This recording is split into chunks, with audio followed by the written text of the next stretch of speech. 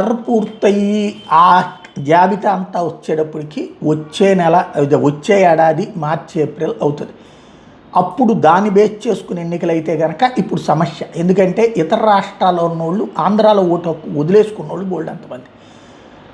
స్థానిక ఎన్నికలు అది పెద్ద మైనస్ అవుతుంది. కాబట్టి 2025 నాటి ఓటర్ల జాబితానే స్థానిక ఎన్నికలకు వెళ్ళబోతున్నాడు.